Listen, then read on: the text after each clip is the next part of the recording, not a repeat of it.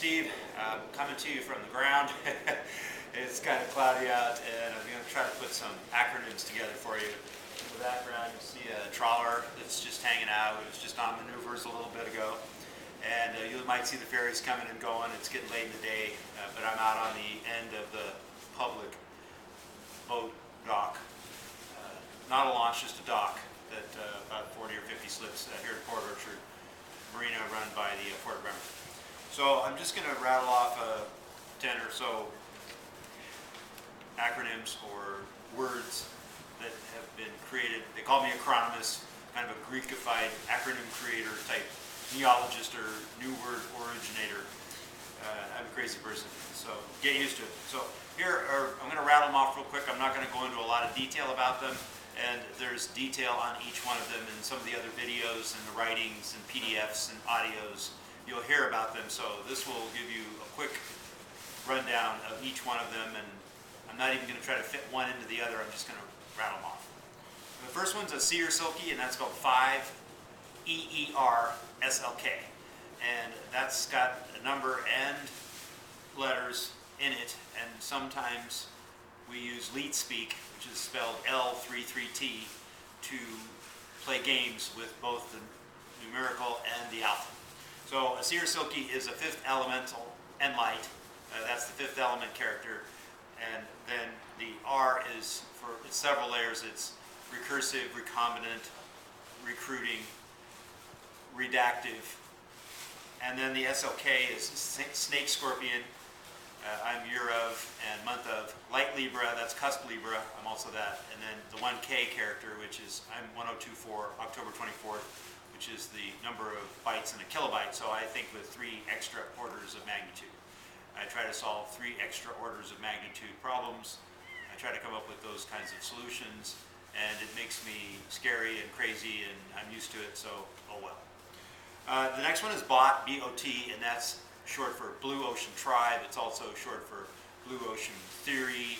It's short for Blue Ocean Theology, which is essentially Blue Ocean beliefs, belief systems, worldviews.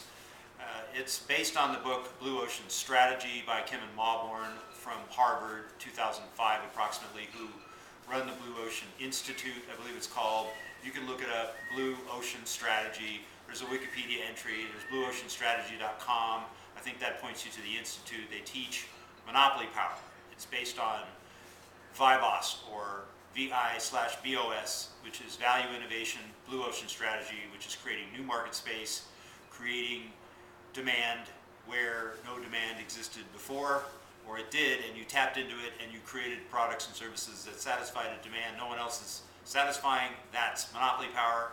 Even if it's temporary, it's very powerful. It makes for no competition. Rendering the competition irrelevant is what Kim and Mawborn call it. And Blue Ocean Tribe is essentially a tribe of marketers that is deploying Blue Ocean strategy and Blue Ocean technology and theory in order to achieve a modicum of monopoly power. And then the next one is Epic Southwest. That's spelled E-P-Y-K. And then the SW on the end is sort of my initial, Stephen Wayne, as well as Southwest. I was born and raised in the desert Southwest. And it's also the reverse of my parents born in Shirley, who are the WS character in reverse. So it's pretty highly tied to me, Epic Southwest. And Epic, E-P-Y-K, in this case, stands for Extreme Play Year Night Ship, or Extreme Play Year Night. And the night is with a K, Knights of the Realm, Knights of the Round Table. And then the SW on the end is Satin White. And those last 3 characters, KSW, are Knights in White Satin. And that's a Moody Blues reference. That's a song. There's a whole bunch of, I could train for a week just on that one song, as could I several of their songwriting and performing friends of the last, I don't know, since before Woodstock. The next one is Bicycle. That's B-I-C-Y-C-L-E. It's kind of a cool 2-wheel device. Most everybody's heard of it, knows how to ride it, gets places with it. It's very environmentally friendly. It's also body friendly. It's good for your cardio. It's just a really cool device. And I cut it into 2 pieces. That's the B-I-C-Y part, and then the C-L-E. The B-I-C-Y stands for Bus, Island, Crow's Nest, Yacht. And the bus is get on the bus and have a really fat bus for your internet pipe.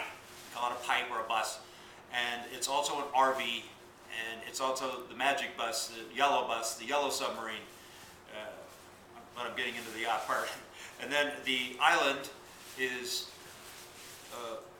we have lots of islands in this. And an island is an island that keeps you safe from all the mess and the insanity of humans. And that can be a yacht, it can be an actual island, a key, a peninsula, a place that's located on an island or a key or a peninsula. But the island idea is really important, and you need to get to an island of some sort, build yourself an island, build yourself some defenses around all the mess and all the noise and all the insanity and the sociopathology of humans in order to get ahead. And then the sea, the crow's nest, that's the high country. That's essentially an island up high that moves the conversation to the Alps, or to the Rockies, or to the Cascades, or to the Atlas Mountains of Morocco, or to the high country in Baja California, or the Andes.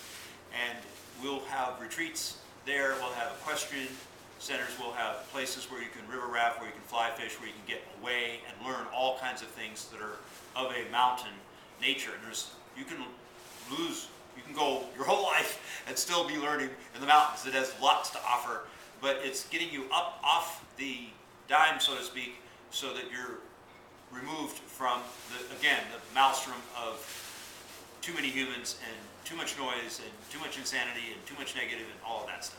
So all of these are islands. That one happens to be, and we call it the Crow's Nest Network, or CNN. We like to play around with earlier acronyms that aren't doing much.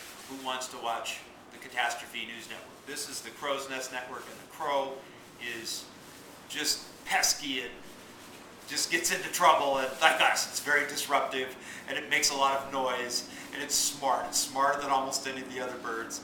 It's not as majestic as an eagle, but it's more representative of the knights that are in the blue ocean tribe, or bot. We call it the bot because it's also short for robot, robotics. We use a lot of software, we use a lot of robotics, and you have to be careful there because it'll get away from you and then you stop thinking. You don't want to do that. You want to keep the thinking going, but also deploy the bots.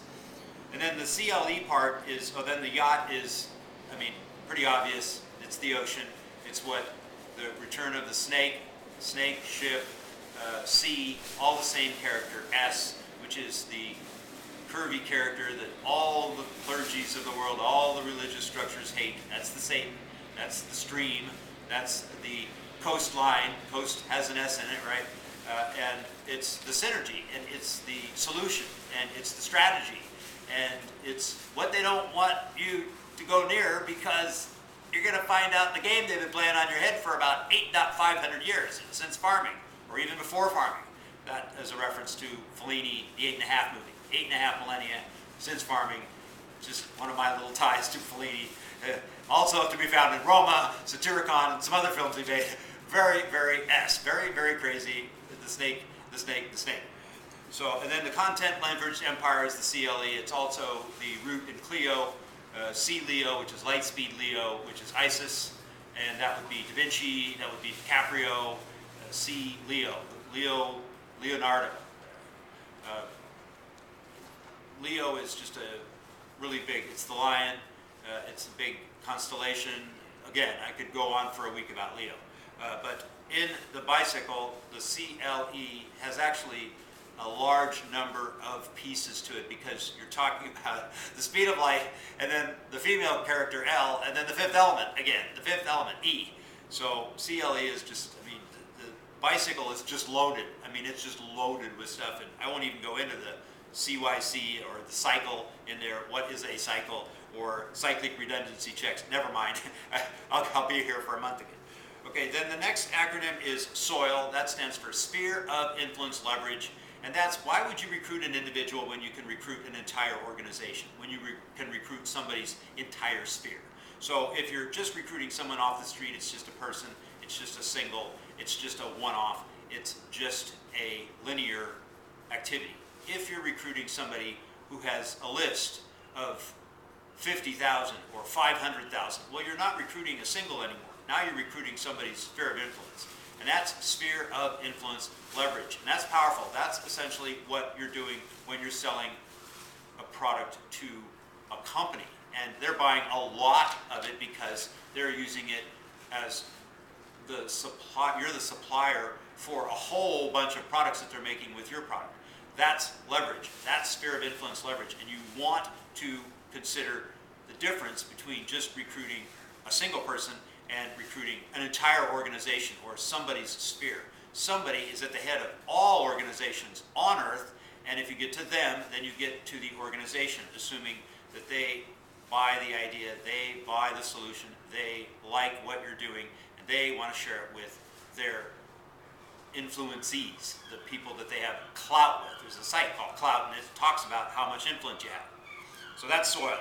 The next one's IRS, and that's just a borrowing of a rather negative, disruptive, difficult, nobody likes organization that collects taxes, the Internal Revenue Service, and we turn it into the internet recruiting space, or the internet recruiting segment, or a system that recruits people on the internet. That's what we call the IRS, and it makes people feel more comfortable about saying IRS. And we don't even refer to taxes, we just teach people how not to pay them, which is not that difficult if you know how to do roster. I won't talk about roster in this video, but that's basically how not to pay taxes, or pay very little. Pay the legal smallest amount that you can pay. And there's lots of ways to keep that number very, very small. We talk about that in other things of a financial nature. But IRS is the internet recruiting space or segment, and it's very, very powerful. It's very leveraged. It's 200 countries. It's 24 time zones. It never stops. It operates on Sundays. It operates on Easter. It operates on Christmas. It doesn't care. It just keeps going. When you're asleep, when you're sick, when you're in Fiji, when you're hiking on a mountain, it's still operating. That's what the IRS does for you. And it's way more powerful than that problematic one. Who cares? Just move it offshore or whatever you need to do. The next one is trust, and this is part of the know, like, trust. Wait a minute, let's spin that one back and see if there's something funny going on with this word trust. And I looked at it really closely recently, and I saw the transfer of your sovereign tomo. Transfer, that's TR. You is your sovereignty. Transfer of your sovereign tomo, which is a slice. A little slice of you, and you're just giving it away when you trust somebody. And I thought about that, and I thought about that in relation to fealty, which is in lots of the sword and sorcery and Lord of the Rings and all that. I swear fealty to you, my king. Well, you're transferring a slice of your sovereignty to that king. Now the king has it, you don't. And that's something that you want to take very seriously. You might want to do it, but you need to do it with open eyes. And we want to help you make those choices accurately and courageously and constructively. And trust goes both ways. If you transfer all that stuff, well, what do you have left? Do you have any slices of you left? We transfer all these slices of ourselves, and then it's like all we are left is a slice of, I don't know, the sole of our feet. That's all that's left. That's not a good thing. You want to be careful transferring your trust. And then the next one is Sting. I took the rocker, the police guy, the Sting guy, and I took his eye, which is, you have to look in his eyes. He's got deep eyes that go through to the center of the multiverse, kind of, and you change that into a pipe symbol because he's kind of a piper and he has a pretty good set of pipes, and he has some people that sing backup that have pretty good pipes. So I just got rid of that I in the middle of his name. It's kind of right there. It's the only vowel. And I said, that's not an I, that's a pipe symbol.